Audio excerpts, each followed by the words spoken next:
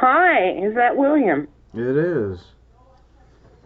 It is? I It wasn't is. quite sure if I rang William or I rang Kyle or I rang Bardine or maybe, Right. maybe I rang Betty. Right. Um, I don't know. They all seem to have the same phone number. I know, isn't that a coincidence? So we're doing It a is. we're doing an interview. So we did one with Anne back over the summer about a few months back. You guys wrote in questions. You wanted to know some personal stuff about her, and so we did an interview. And so then you guys wanted to do one about me. So Anne is going to interview me and ask all the questions that you guys wrote in, and I'll answer them very candidly. And I hope you guys enjoy getting to know us a little better. Okay, well, good luck to you with me in charge. This is going to go downhill very fast. Right. Okay. Well, okay. We've got a few questions.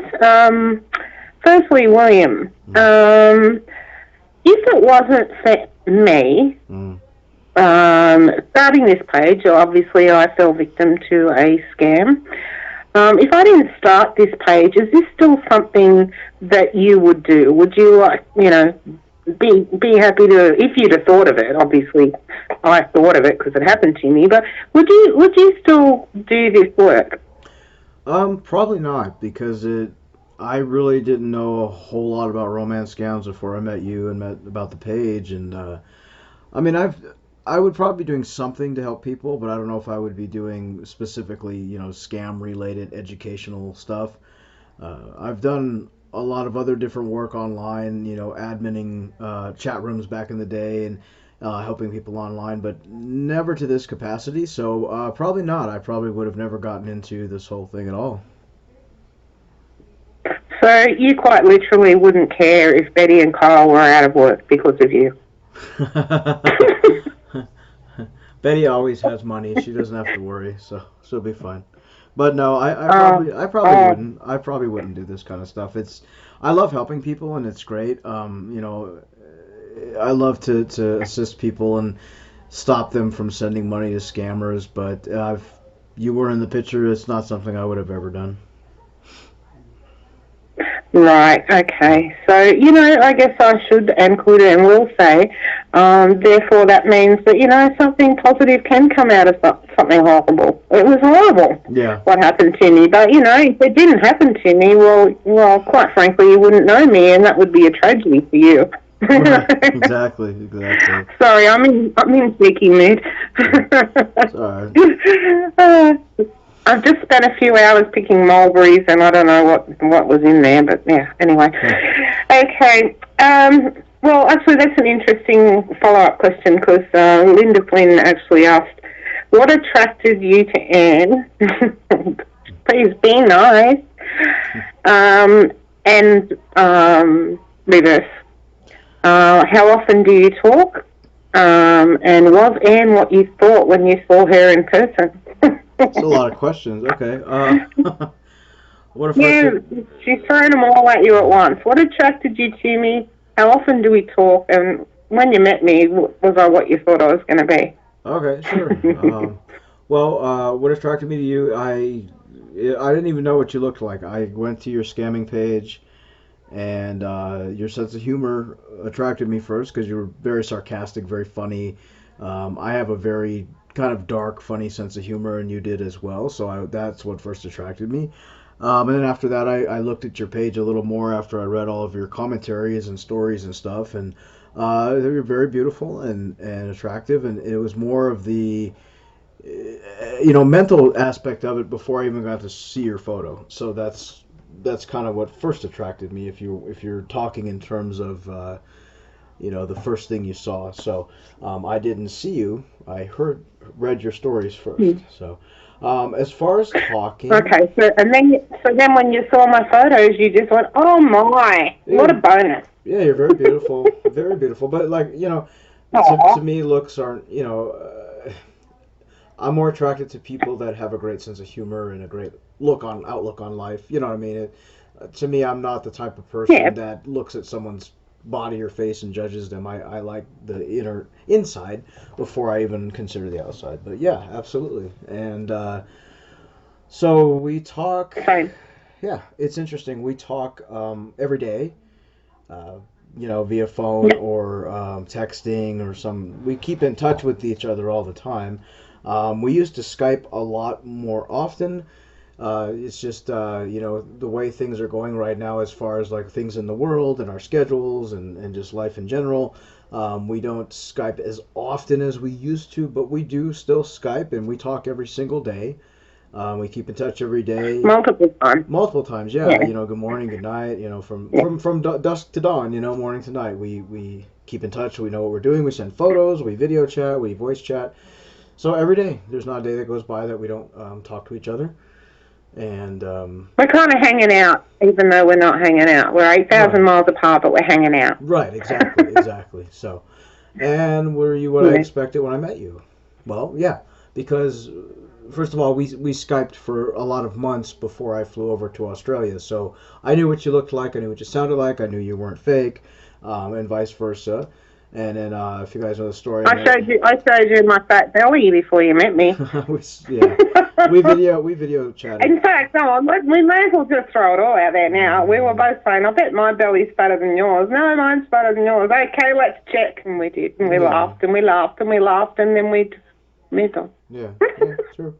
And Yeah, we knew what each other.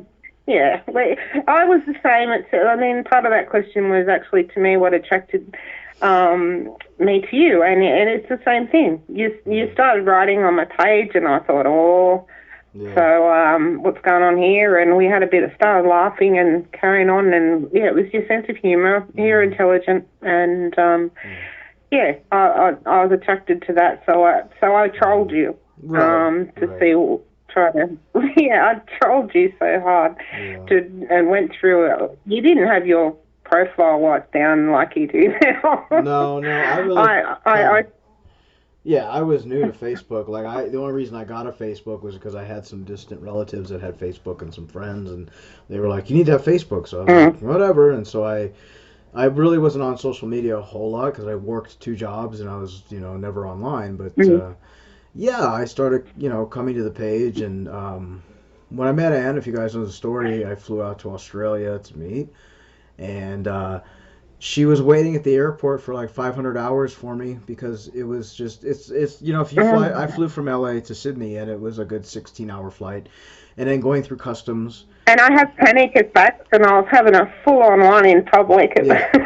Well, and coming to Australia, if you've never visited Australia, it can be a little challenging to get through customs because you have to have an ETA visa, and I had some medication that had to be claimed at customs. So I went through the whole luggage check, fighting 50,000 people in the luggage check, and then I had to go through the first customs. I'd never been there before. I had a passenger's card. I had to go through all that, which I'd never done before. I've been to a lot of different countries, and I've never filled out a passenger card. So I had to fill all this out, and then once I got through the first customs, I had to go to the second customs because I had stuff that I had to claim. And then that was like 3 hours waiting. And then I made my way through this ocean of 15 panic attacks later. Right. And then I had this ocean of people I had to make my way through, and I couldn't find Anne. And her cousin was driving her to pick us up from the airport, and I couldn't see anything. Well, her cousin was super tall, so I saw this really super tall lady that looked like her cousin, and I thought, there she is. And so I saw her cousin first because she was like standing in this wave of a Korean air flight had let passengers off. So she was, imagine this super tall blonde lady, real skinny, and she's blonde, super tall and skinny, standing in this ocean of Koreans. And so I saw her, and then Anne was sitting on the bench beside her, and I walked up behind her and asked her, "What are you doing?" But yeah, she was everything I imagined. It was great. I was terrified, and like you would be if you're flying. I was terrified. Well, if you fly to another country to meet somebody, you just don't know really because you just video chatted with them. But yeah, that's how. Oh, so did you come up behind me in case I saw you first and did a runner? I just happened to come around. I made my way through the ocean of Korean people coming off the airline, and I could have crowd surfed. There were so many people in that airport. It was claustrophobic. There was probably 1,000 people in that airport, and so I came up around. And I don't do crowds. I don't like people that don't know this. I don't like crowds. I don't like people. I'm very much a homebody. I don't enjoy large crowds. I worked in the music industry for a lot of years where I did concert venues where there was 50, 60,000 people, and now as I'm older, I just really don't enjoy being around crowds. So it was very nerve-wracking to be in that airport. But yeah, definitely she was, everything I thought she would be, and so here we are. Next question. Yeah, exactly. Yeah. 6 years later, right. Still 8,000 miles apart, but hey, we're getting there. Right. Okay.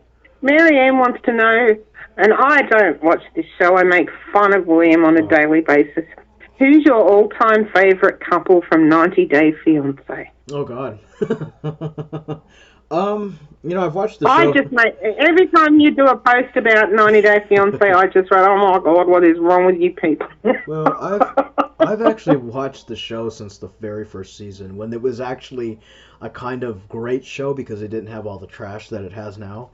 But I think in terms of favorite couples, I would say Lauren and Alexi, because they were on a previous season. They are the true definition of what 90 Day Fiancé was supposed to be about. They actually do love each other. They're a wonderful couple. They're genuine. They're honest. And they just had a baby. And I think they're just the genuine couple. So I'd say Lauren and Alexi are my favorite genuine 90 Day couple. And then as far as a horrible couple, I would have to say Angela and Michael. As you know, Angela went we didn't even ask that question, but you spill it, baby. Go ahead. Well, Angela and Michael, because as you know, Angela went to Nigeria to meet Michael, and I was very skeptical of him when she first went to meet him. And I thought, yeah, he wants a green card, and he still does. But I think they genuinely do love each other. I think that they have a really messed up relationship, but I truly do think they love each other in some kind of weird way. It works for them. So I hope that answers your question. Okay. All right. Okay. I like this question. I'll just want to throw it out there. As far as talking to people in person, in person, being out somewhere, I am an extrovert and William is an introvert. I talk to anybody and their dogs, and I like to leave an impression and make people smile, and I'll make a joke when I'm at the shop or whatever. William's get things done, that's fine. So here's your question. Have you ever considered a career in comedy? Sure, why not? It's kind of weird because I am an introvert. I'm very much a homebody. I love to travel, but I'm very much a homebody as well. For those of you that don't know, for a lot of years I played drums in a band, and I actually toured and did concerts and did all kinds of fun stuff, and front of loved crowds, loved all of that. I've thought about comedy because I love comedy. Some of my favorite, and where I get a lot of this stuff from Betty, is I grew up watching, if you guys remember the show In Living Color and Mad TV. I like that kind of comedy, and so that's what I grew up on. And so I'd love a career in comedy, but unfortunately it's just I don't know, it's just not in the cards for me right now. I love doing Betty, I love doing the character, and if somebody with any kind of clout or power would pick it up and say, hey, you want to do some voiceovers or do so, I'd love to. In that way, I think you'd be amazing. But when the question was asked, all I could think of was you walking out on a stage confidently, making people laugh, and I thought, no, that's not William, that's more me.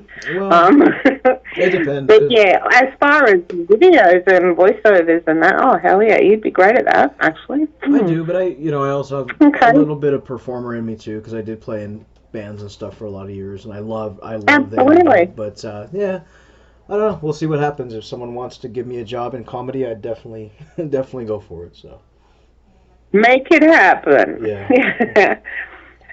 Okay. I've still got a few more, so make them quicker. Jean, she said, has there ever been a scammer you spoke with who really either threatened you or one that really creeped you out, and how did you handle it? Yes. I did this. I Yes, I yeah. already thought of him as soon as I Yeah, asked. this is Yes, a go great ahead. story.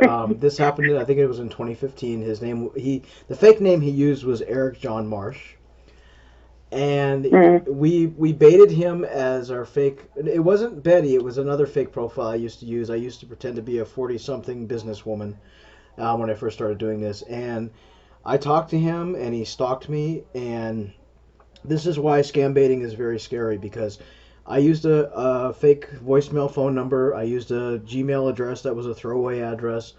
All of this stuff, Yeah. and Yep. he, for some reason, don't know how he did it. He got a hold of my real phone number, and he called me one day. Mm-hmm. Started kind of making threats, and I thought, how did you find me? Because my phone number wasn't I've had the same phone number for 12 years, and it's not listed in any directory. I'm a very private person. He found my phone number. Mm-hmm. He found where I worked, and then he started kind of threatening me. Then, however he did it, because my Facebook profile, my real profile, is very locked down. He started friending Ann and I's friends with his fake and his real Yes. profile, and that just unnerved me. He would call me and leave me really almost demonic sounding voice messages. It was very very creepy. Ended up blocking him. He's also the same guy, isn't he, that was sending photos of people with their heads cut off and that to our inbox? Yes, he found our scam page, which really freaked me out. He probably maybe he watched some of our posts. I don't know, but he sent photos of beheaded people Mm. and said, I'm gonna come and cut your head off and all kinds of things. And it did unnerve me Mm. because he knew where I worked, and at the time I worked in a security job. I worked by myself at night in a large building, and so it did creep me out quite a bit. But we ended up blocking him, and I don't remember how it ended, but he hasn't bothered us since. But you have to think in terms you had a scammer that didn't know who I was, found my home phone number or my cell phone number, found out where I worked, called my work, called Mm-hmm. my home, friended all my friends on Facebook, Yep. sent stuff to our inbox. He knew how to track us, so that's why you should never scam bait. And that was probably the scariest scammer that we've ever dealt with. And we Yep. actually found out who he was. He was a 30-something-year-old guy from Nigeria. We found videos of him, and he was actually making videos Mm. taunting our fake profile. So yeah, that's the scariest one we came across for Yep. sure. Yeah. Yeah. Yeah, he eventually just gave up. I think Yeah. we just kept blocking and deleting and report. I remember reporting some of those photos, telling him when they was saying what they was going to do to us and stuff, and Yeah. blood curdling photos. But He went away. yeah, he eventually gave up. Maybe he moved on to just someone else, or maybe I don't know. Yeah. Maybe he got hit by a bus.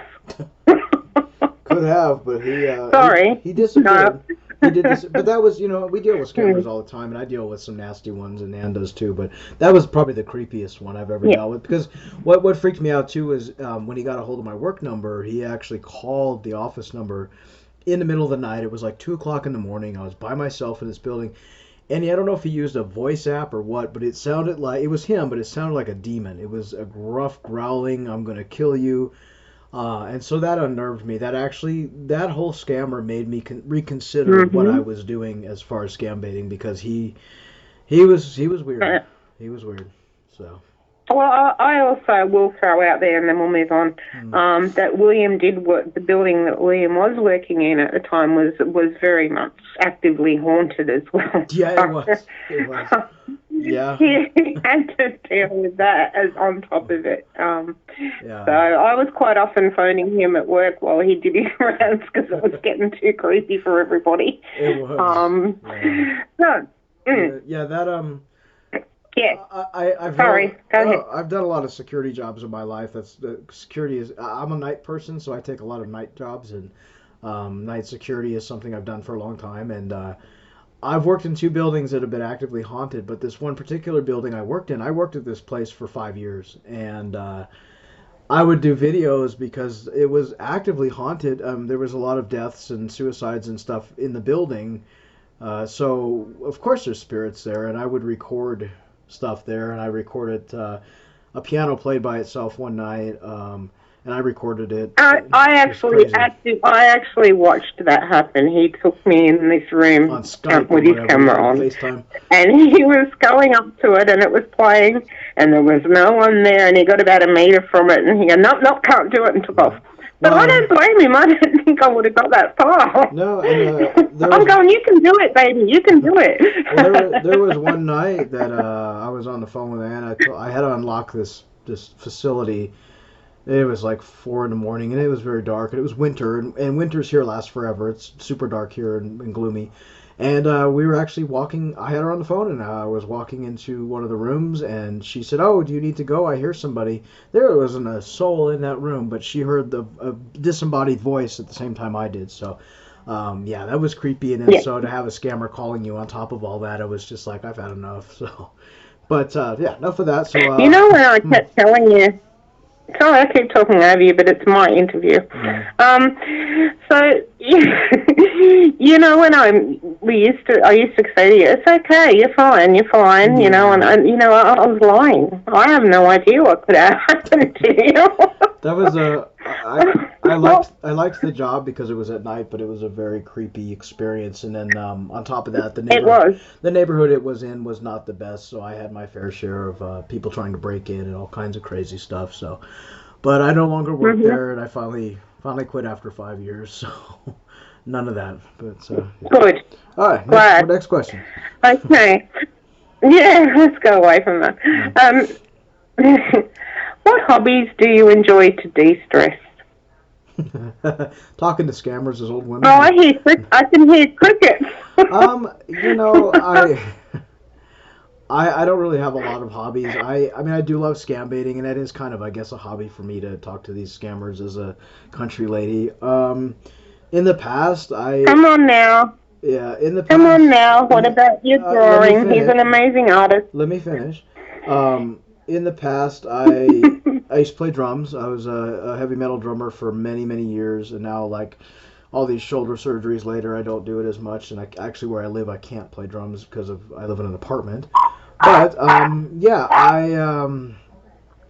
I played drums for a lot of years. Music was like a passion of mine. I do drawing. I don't do it as much as I should, but I do portrait drawings. I've done a few for Anne of her dogs and of her and her housemate and things like that.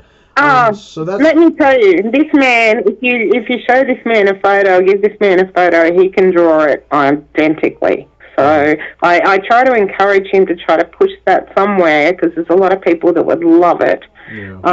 So yeah, he draws. You know, happy to show one. So yeah. Anyway, that's what you do. But you scam baiting itself, and having fun with the scammers.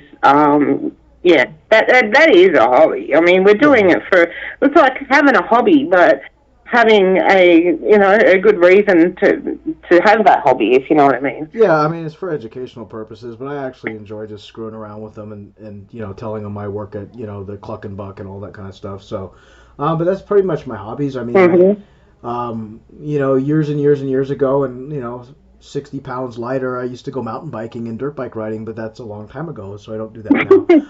And a lot of you guys might not know, I have... I don't want to go into a lot about it, but I have some very serious back injuries and serious neck injuries. I actually recently just had an MRI from my doctor, and I've got like 7 herniated discs in my back, and my neck is all twisted up. And it's a lot of it is from the work I've done over my years, and a lot of it is from just being me. So a lot of times when you guys see me sitting doing the slumber party, Q&A chats and stuff, I'm actually in excruciating pain because it's hard for me to sit for longer than like 10-15 minutes. But prior to that, I used to be a lot thinner, a lot fitter, but with my back issues, it's hard for me to even sometimes walk or sit. So as far as hobbies, yeah, scam baiting has become kind of a hobby because I can do it and physically, and so that's that. But yeah, that's pretty much my hobbies. That's right. Yeah. No worries. And also, okay, we'll have one more. Yeah. How many hours a day, on average, does William spend on scam matters? 27. I thinking, I don't know how you're going to go about this because it's pretty much full on between both of us, really. It depends because, okay, here's my situation right now. I'm unemployed. When I was working, I used to work 2 full-time jobs. And so I would get on for a couple hours a day when I'm working and, answer the inboxes and then try to make a video and then go to bed. And during the time when I was working, I slept like 3 or 4 hours a day. So I did dedicate as much time as I could. But fast forward, we're in 2020, we're COVID stricken here, and I have no job right now. So my time is spent pretty much, I could spend anywhere from 4 to 8 hours a day working in the inbox with Anne or making a video or answering our Gmail. Our Gmail gets very busy as well. I was actually up last night till almost 1 in the morning answering Gmails. Making videos, what a lot of people don't get is, when I make a video, a 7 or 8 minute video can take 2 to 3 hours to make.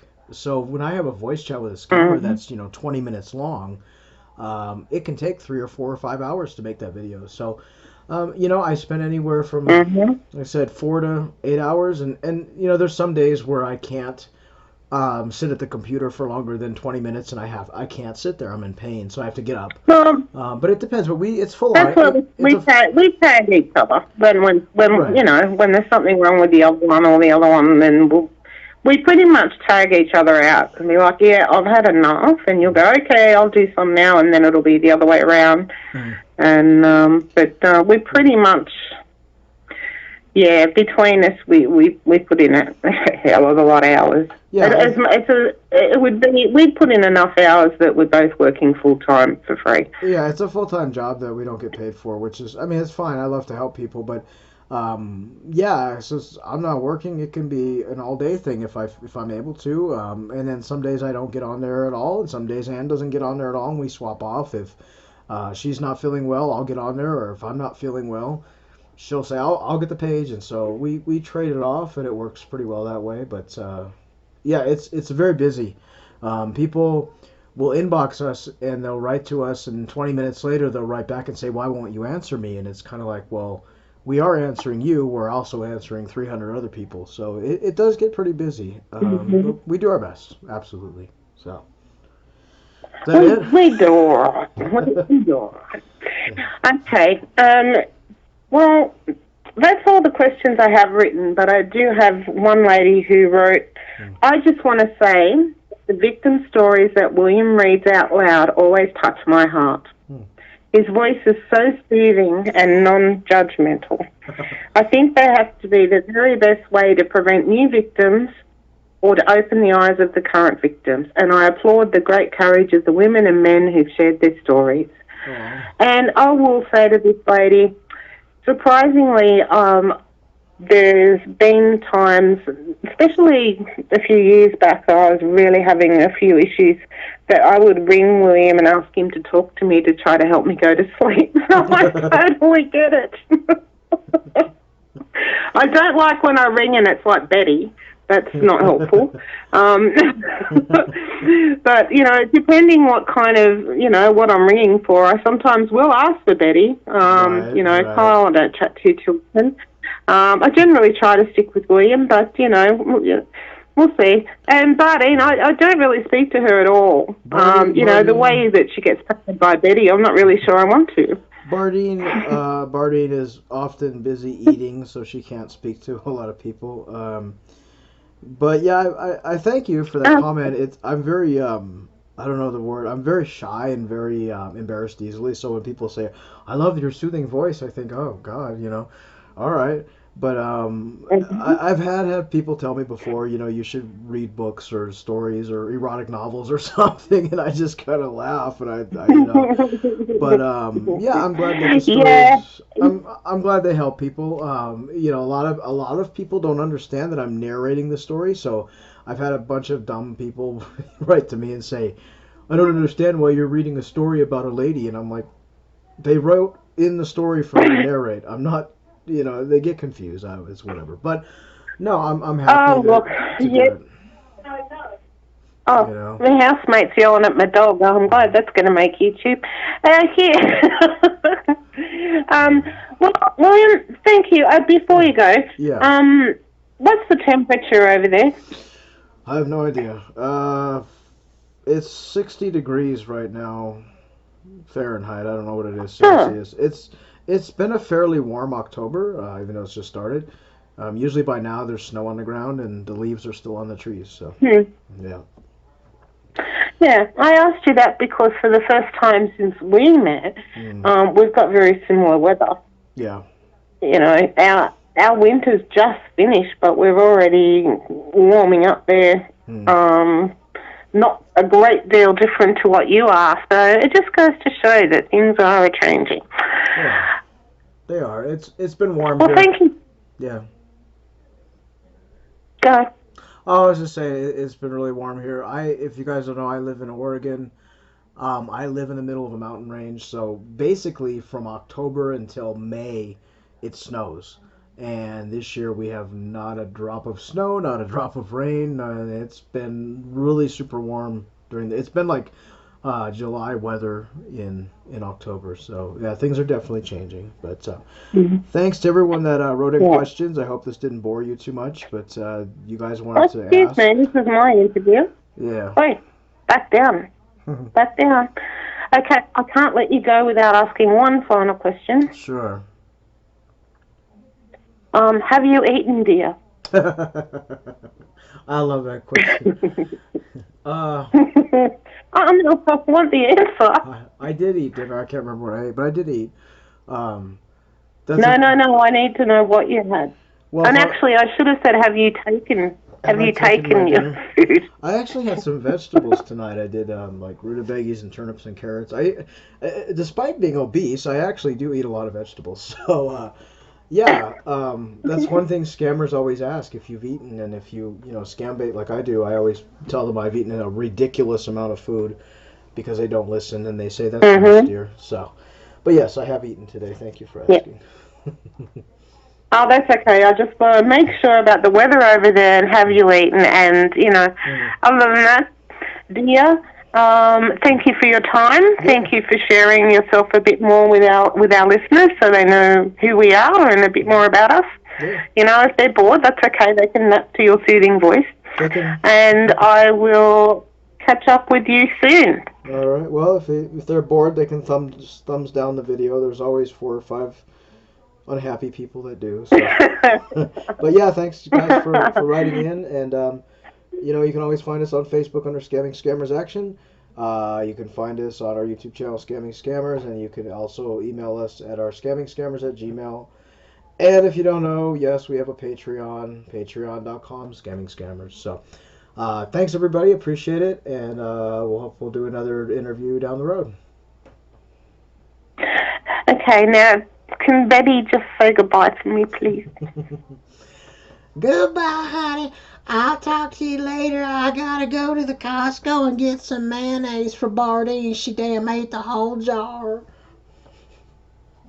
Oh, damn it. Okay, well, thank you for that. I look forward to it. You're welcome. Bye for now. All right, we'll see you later. Oh, gosh. Bye, Kyle. Bye. See you, William. Bye, Betty. Bye, world. Bye. Bye.